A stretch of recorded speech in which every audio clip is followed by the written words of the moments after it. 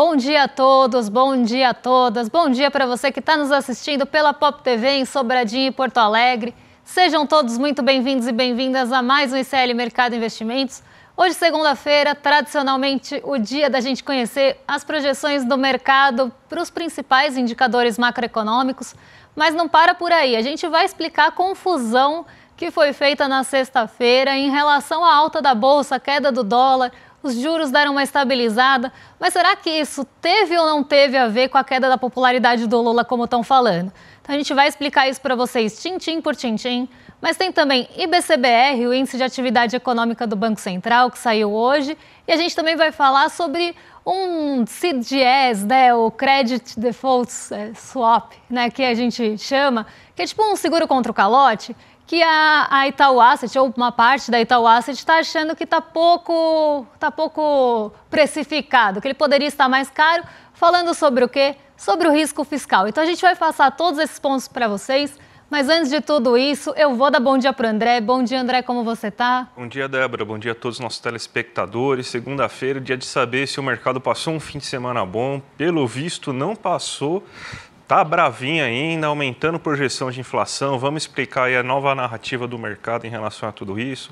Vamos falar aí dessa, vamos dizer assim, em verdade, inconsistência sobre queda na taxa de câmbio e algumas falas do Lula. Agora parece que voltou, né? Tudo é culpa do Lula quando acontece alguma fala aí, seja para o bem ou seja para o mal. Vamos falar também aí do termômetro da bolsa aí, né? Então, mais um sinal que a gente teve uma queda importante aí de atividade econômica. Vamos falar de tudo isso nesse dia de hoje, mas então a gente já pode passar para a nossa agenda, né, Débora? Então tem bastante coisa para a gente tratar nesse dia de hoje aí. O que o nosso telespectador pode enfrentar aí?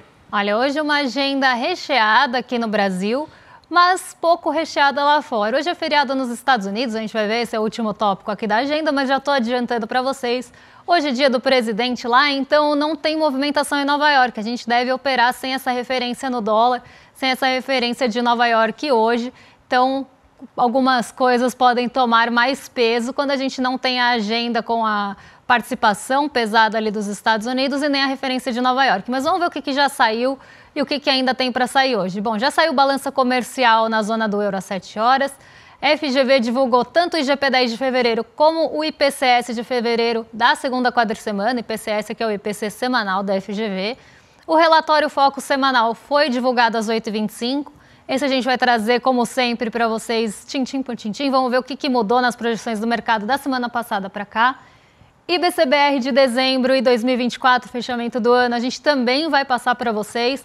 Esse dado ele é importante porque ele é um termômetro do PIB, ele não é uma prévia como normalmente falam, mas sim um termômetro da atividade econômica. Então ele mostra para onde deve caminhar o nosso PIB, já que essa medição é mensal e a do PIB é trimestral. Então se usa como um termômetro mesmo de atividade econômica e a gente vai explicar para vocês direitinho se superou ou não as projeções, por que é que veio dessa forma. O monitor do PIB também saiu da FGV, só que esse saiu 10 horas, então a gente traz para vocês os detalhes amanhã. É bem interessante ver o IBCBR e o monitor do PIB, porque eles são metodologias diferentes que tentam mostrar ali como é que está a atividade econômica do país mensalmente, só que eles são calculados de formas diferentes. Então é bem legal contrapor um ao outro. Amanhã a gente traz o monitor do PIB. Vamos seguir aqui com a nossa agenda, porque apesar do feriado lá nos Estados Unidos, hoje tem discursos e participações em eventos de alguns dirigentes e presidentes do Banco Central dos Estados Unidos. E como por lá a agenda está esvaziada por conta do feriado, isso deve ganhar um pouco mais de relevância depois dos dados que saíram na sexta trazer mais incerteza em relação à política monetária. Mas isso a gente vai contar tintim por tintim para vocês daqui a pouquinho. A gente ainda tem o diretor de política monetária do Banco Central, Newton David, palestrando em no evento Plano de Voo 2025.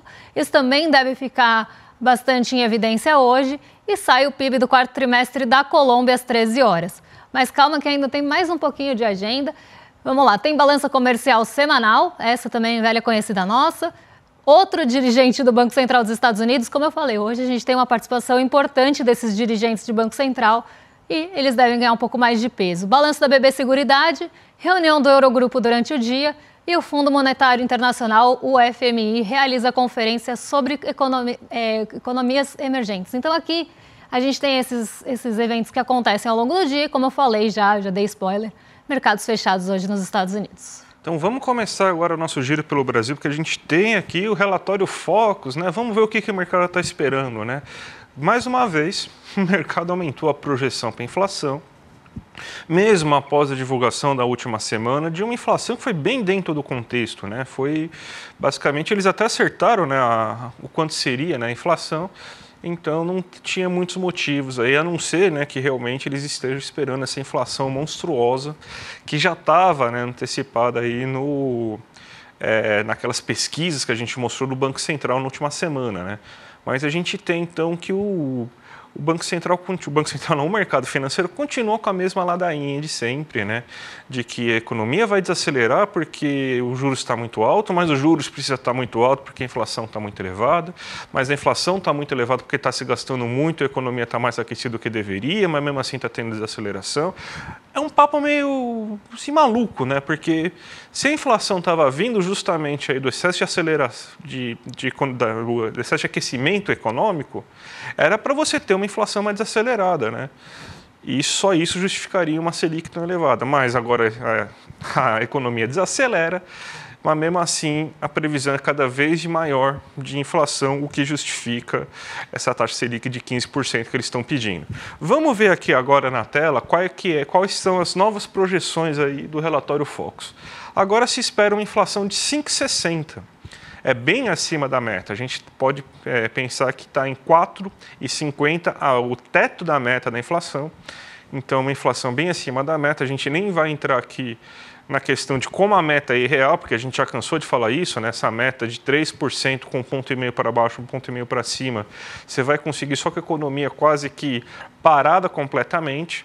É uma meta bem irreal, né? Mas está bem acima, né, do que a meta permite, que é esses 4,5%, então cada vez mais distante da meta, o que justificaria essa Selic de 15% aí. Parece que o mercado agora parou de tentar aumentar a Selic, a gente vai falar inclusive no IBCBR por que disso, né? O próprio mercado vendo que a dose está meio elevada demais aí para a economia.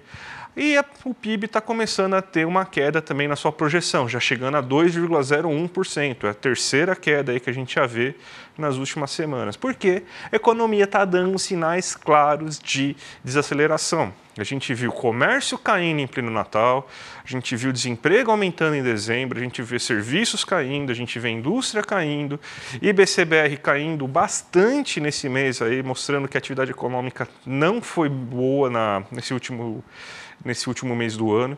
Então, os sinais de alerta já estão todos ligados para uma economia que está desacelerando mais rápido do que se imagina, a Selic dando efeitos mais rápido do que estava sendo imaginado, mas mesmo assim o mercado financeiro não arreda o pé, ainda querendo esses 15% aí de Selic no final do ano. Então, eles vão espremer até a última gota de sangue, mesmo sabendo que isso vai custar um crescimento econômico que pode escrever que vai cair cada vez mais essa projeção de crescimento econômico nas próximas semanas, viu, Débora? E vamos guardar essa informação aqui do relatório Focus, porque daqui a pouco a gente vai falar de risco fiscal com vocês, ou né, dessa expectativa de alguns agentes do risco fiscal, como é que está o mercado se posicionando em relação a isso, e principalmente nessa pressão por Selic. A gente vai voltar nesse assunto no nosso último tópico do programa, porque agora a gente vai contar para vocês o que aconteceu na sexta-feira.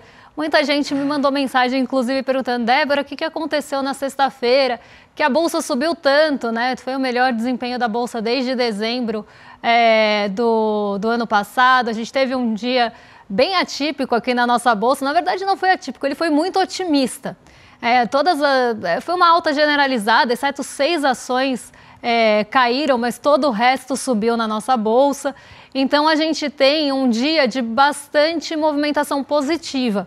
E a gente viu vários portais noticiando como se fosse uma reação única ali à pesquisa da Datafolha, que mostrou que a popularidade do presidente Lula caiu para os piores patamares, que foi ali o pior patamar. Vamos trocar aqui, vamos colocar as manchetes do mercado financeiro. Mercado financeiro, porque né, se a gente pensar, não é essa também. É aquela que mostra ali tipo um painel com manchetes que foram veiculadas na sexta-feira, dando a entender que o único motivo A gente não tem o painel, gente, desculpa. Então vamos lá, o único motivo, único e exclusivamente, a nossa bolsa estaria reagindo. Eu posso até ler para vocês essas manchetes.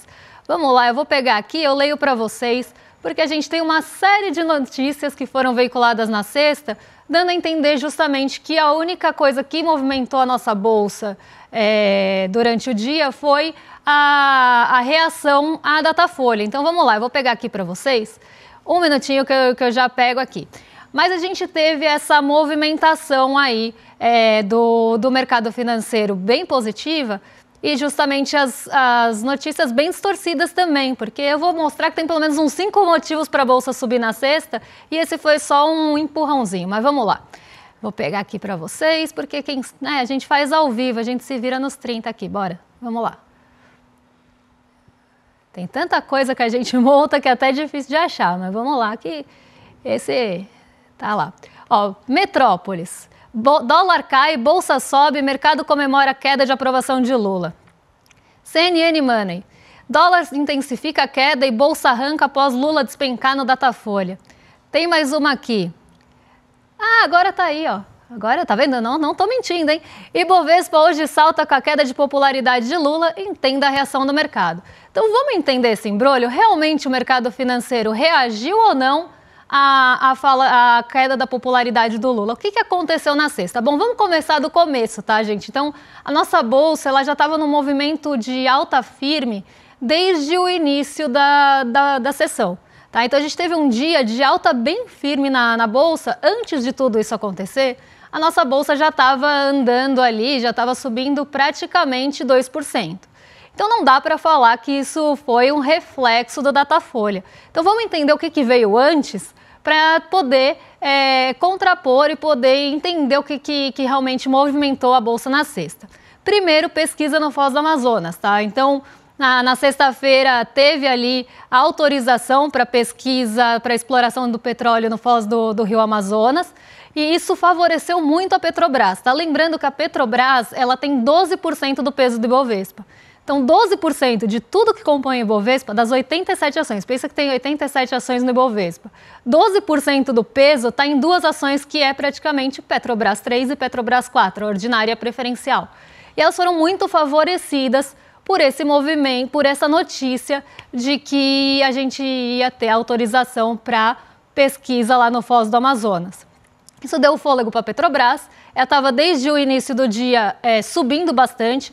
Inclusive, ela acabou indo na contramão do petróleo, que caiu naquele dia. Ela subiu mais de 3% durante o dia. Então, foi realmente uma alta bem sustentada pela Petrobras e pelo peso que a Petrobras tem. Esse é o ponto 1. Segundo ponto, possível espaço aberto para negociações de tarifas com o Donald Trump. Porque ele, no seu memorando, no último memorando que ele divulgou em relação às tarifas, parece que teve ali um anúncio de possíveis negociações naquelas tarifas recíprocas. Então, abriu um espaço para essa negociação. E o mercado começou a entender que o Brasil pode se favorecer dessa abertura de espaço. Então, isso trouxe um alívio de forma global, mas trouxe um alívio para a Bolsa brasileira também. Então, a nossa Bolsa caminhou no positivo, ela foi tomada ali por um otimismo, justamente por conta dessa abertura de espaço para negociar as tarifas. Então, pode ser que o tom não seja tão rígido e pode ser que tenha espaço aberto para essa negociação. Terceiro ponto, reunião na Fiesp. Então, a Fiesp não infla só pato amarelo, ela também faz reunião. E aí, a gente teve uma reunião lá em relação justamente às tarifas do Donald Trump. Como poderia ter uma negociação do setor siderúrgico em relação a essas tarifas impostas ao Brasil. E aí a gente tem a chance do Brasil ser próspero nas negociações, isso segundo a Fiesp, sobre as tarifas de aço, porque tem margem de negociação com a possibilidade do Brasil começar a importar mais gás liquefeito dos Estados Unidos. Então, como teria aquela coisa da reciprocidade, se o Brasil começar a importar mais gás liquefeito dos Estados Unidos, segundo a Fiesp, isso poderia favorecer o Brasil nas negociações do tarifaço. Então, isso teve também um fôlego positivo. Ó, já listei 3. Vamos para o quarto.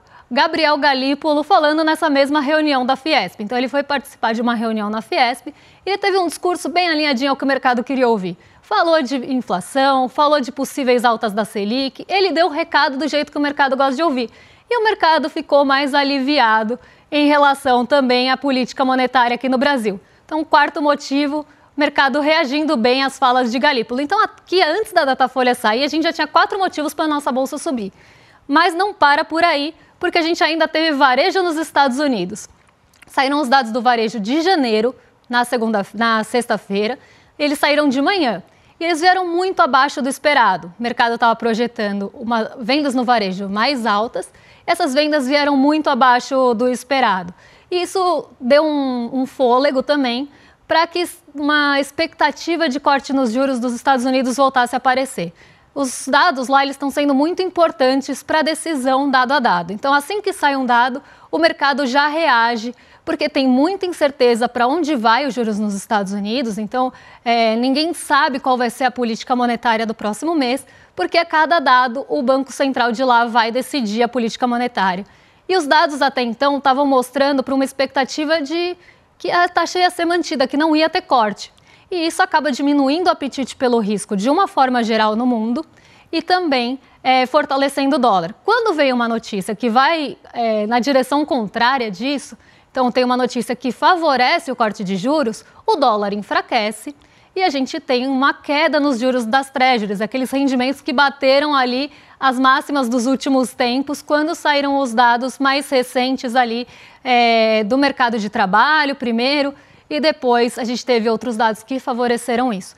Então a gente tem essa volta das treasuries para um patamar mais baixo. Isso favorece o risco por mercado emergente. A gente até falou disso quando saíram os dados de inflação, também acima do esperado, tanto ao consumidor quanto ao produtor. Todos os dados, como eu falei, estão sendo olhados gradativamente, conforme eles vão sendo divulgados. Como esse dado do varejo jogou um pouco de areia na expectativa de que a taxa de juros pode ser mantida e favoreceu o corte, porque a atividade econômica de lá pode estar desaquecendo, isso também deu fôlego aqui para a nossa bolsa. Então, eu já listei o quê? 6 motivos para a gente ter alta na bolsa antes da Datafolha. Então, antes do Datafolha sair, né, a gente já tinha uma alta bem sustentada na bolsa lá perto dos 2%. Quando o Datafolha saiu, que já foi no fim da tarde, já foi ali, né, depois das 3h30, 4 horas, a bolsa teve um fôlego extra. Então, a gente, sim, teve um movimento de reação do mercado financeiro em relação à queda da popularidade, mas não foi assim o motivo que fez a bolsa virar. Então, a bolsa estava no negativo e foi para o positivo depois do Datafolha? Não, ela já estava com uma alta bem sustentada. Sozinho, o Datafolha poderia mudar a direção da bolsa? Provavelmente não. Provavelmente essa andorinha sozinha nem faria verão. Então, não é que todo o peso foi jogado nisso. A gente teve toda uma conjuntura positiva para o Ibovespa, ele já estava operando no positivo há muito tempo, e aí quando veio a notícia da Datafolha, é como se tivesse um peteleco a mais ali, um empurrãozinho, o mercado sim reagiu, a bolsa subiu um pouco mais do que ela já estava subindo, mas não dá para colocar única e exclusivamente o peso nessa pesquisa. Provavelmente, se ela estivesse sozinha, num dia de poucos condutores, ela nem faria tanto barulho assim. Então, aqui é só para explicar para vocês que a gente tem que sempre olhar o quadro amplo. Tem que olhar mercado fora, tem que olhar o que saiu aqui, o que aconteceu aqui no Brasil, o que está prejudicando a nossa bolsa e o que mudou. A gente não pode esquecer que nossos ativos eles estão muito descontados, os preços estão muito comprimidos, é quase como uma mola que você aperta ali e ela está bem comprimida. Na primeira possibilidade, ela vai esticar. Tá? Então, a gente tem uma bolsa hoje com os preços assim no Brasil, porque no ano passado os preços caíram demais. E agora estão saindo os resultados trimestrais e estão todos mais surpreendentes também, mais positivos, mais sólidos, mais resilientes. Então, isso faz com que os ativos voltem a subir também, principalmente porque eles estão baratos. Então, vai entrar gente aqui comprando a nossa bolsa porque ela sofreu demais, está mais barata, porque caiu muito no ano passado. Então, a gente tem também, inclusive o mercado falando, foi uma reação exagerada o que aconteceu no ano passado, coisa que quem diria, né? Olha a Kendi aí de novo, a gente já estava falando desde o ano passado. Mas o mercado ele já está vendo isso e começou a ter esse movimento de recuperação. E aí, num ambiente positivo, essa recuperação também fica aumentada. Então, dá para listar uma série de motivos, mas a gente sabe que as manchetes às vezes são tendenciosas, às vezes elas são tipo aquela isca, aquele clickbait, e elas querem fazer você pensar uma coisa, quando na verdade a gente tem uma conjuntura toda. Dá para falar que está descartada a possibilidade de reação? Não, porque realmente no horário aconteceu. Mas também não dá para falar que é único exclusivamente isso, porque teve ali uma série de outros fatores empurrando a bolsa desde manhãzinha. Isso me lembra quando teve o caso lá do Lula, o presidente Lula, quando ele teve que fazer uma cirurgia de emergência que uma nova cirurgia, ele já estava na UTI lá com um negócio do cérebro, no crânio, ele tem que fazer uma nova, foi anunciada 4 horas da tarde, o mercado já estava com a bolsa caindo, já estava com a bolsa subindo, com o dólar caindo naquele momento, então um monte de outras explicações, só que aí chegou 4 horas da tarde, teve essa notícia e todo mundo começou, algumas notícias, né, saíram até de manchete, também começaram a falar que aquilo era resultado da piora da saúde do Lula, mas o pior nem era essa fake news, né? O pior era o que está por trás. Aí quando você deixava os analistas abrirem a boca, viam que na verdade era uma torcida para que o Lula morresse, em muitos dos casos. Então é esse tipo de coisa aí. Claro, a gente não está comparando aquele caso com esse, né? Porque aquele caso foi muito mais grave. Mas a lógica, o cerne da questão também é a mesma. É muito mais uma torcida do que, de fato, uma análise econômica. A gente tem que ficar aí bem atento em relação a isso. Vamos falar agora do IBCBR, que é o termômetro da Bolsa, que ele teve uma queda bem importante agora nesse mês. Ó, ele encerra 2004 com um acúmulo de 3,8%, não significa que o PIB vai subir 3,8%, tá, gente? A metodologia é bem diferente do cálculo do IBCBR do que o cálculo do PIB no final, só que você teve uma queda de 0,72% nesse mês de dezembro. A gente já teve queda também em novembro. Então, o que esse índice está mostrando para a gente é que a gente tem, então, uma atividade econômica desacelerando e desacelerando forte. Uma queda mensal de 0,7 é bem grande se a gente for comparar com o que a gente teve de aumentos e quedas aí nos últimos meses. A gente já tem até um gráfico aqui para mostrar, né? O IBCBR aqui, né? Que você vê, ó, a gente teve aqui até algumas altas bem consideráveis, 0,8, 1,4, mas você vê uma queda de 0,7 agora. O IBCBR está passando aí a ter quedas desde setembro, outubro, novembro, dezembro, aí ele está tendo quedas agora nesse momento, porque a atividade econômica está recuando e está recuando mais rápido do que estava se imaginando. O que aconteceu? A Selic está fazendo efeitos mais rápidos do que estava se imaginando. Era para a Selic começar a fazer efeito lá para maio, junho, não, ela está fazendo efeito em dezembro já. Então, os efeitos da Selic já estão sendo vistos em dezembro, até em novembro, no caso da indústria. Então, a atividade econômica que estava todo mundo falando que vai ser um pouso suave, ninguém vai sentir. Pode colocar aí, pode apertar o cinto que o pouso não vai ser suave, vai ser um pouso mais forçado aí, é de bastante preocupação. A gente tem também outro gráfico para mostrar, que é a evolução do IBCBR. Ó. A gente está... Desde setembro a gente está em queda do IBCBR. Você vê que ele começa a subir quase que sempre, né, a partir do final do ano passado. Chega nesse pico em setembro e a partir daí ele começa a cair. Então a gente melhorou, estava em 149,16, que é um número índice, tá? E agora foi para 152,33. Então a gente vê já queda a partir do último trimestre. Então pode ser inclusive que o PIB do último trimestre venha negativo. Então, é uma coisa que a gente tem que ficar muito atento, porque a economia está dando sinais muito claros de que ela está desaquecendo rápido e rápido demais, Débora.